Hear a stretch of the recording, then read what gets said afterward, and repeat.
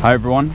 So, in the Canary Islands, and it just made me realise how fucking far I've come, and I want to do a video on it. Yeah, so 2 years ago, I was so fucking consumed by social anxiety that I didn't want to leave my room, and I got to the point where people would come to the door and I'd have like panic attacks. Like, seriously, my social anxiety, I don't think it could get any worse because I barely left my house in years. I'm putting that out there. I don't give a shit anymore what people think about how I was in the past. That's not how I am now. But I've got to the point where I have literally no social anxiety. I do not give a shit.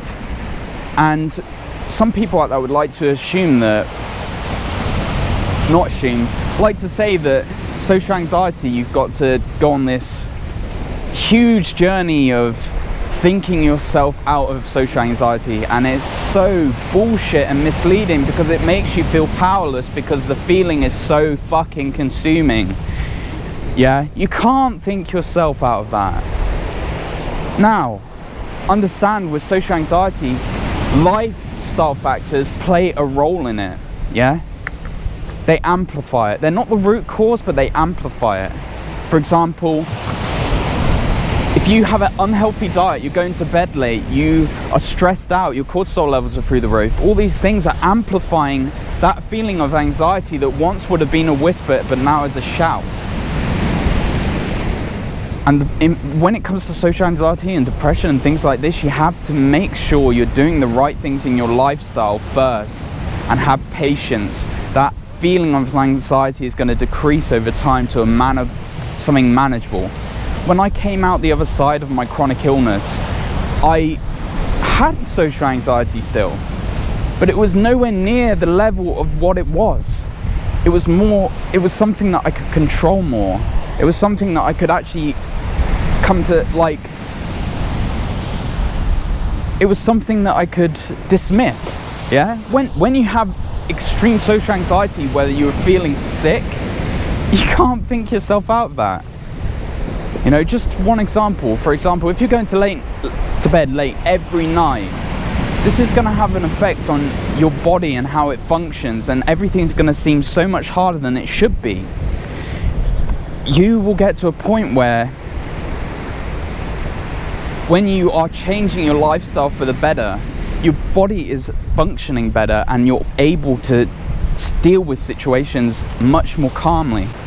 Yeah, sleep deprivation, that's what I was talking about. Sleep deprivation. Go and look at some studies online of what happens when you are sleep deprived. These people are going to show clear signs of malfunction and stuff, social anxiety or depression, all sorts of things. They're not going to be functioning correctly. You have to understand that the human body is a machine, and that when it's not getting what it wants, it's not going to function as properly as it should. It's going to be dysfunctional, which causes problems with mental health and everything to be amplified, to be worse. So understand, if you're out there and you have social anxiety and someone's telling you can think yourself out of it, that's probably making you feel more depressed. It did for me. When people told me that it was in my mind and I just had to change the way I was thinking, I was like, how the fuck is that possible? I barely want to leave my room. So yeah, sort your fucking lifestyle out. Stop eating junk. Stop having caffeine to fuel yourself. Stop interacting with people you don't really want to interact with. Just everything. Change your fucking life and you'll see a difference. 2 years ago, I wouldn't believe that I'd be standing out here with loads of people walking past looking what the fuck I'm doing, talking to myself. Now I don't give a shit. The change is it's crazy, you know. So yeah, if you want more videos like this, give it a thumbs up and tell me what you think in the comments, yeah? See you later, guys.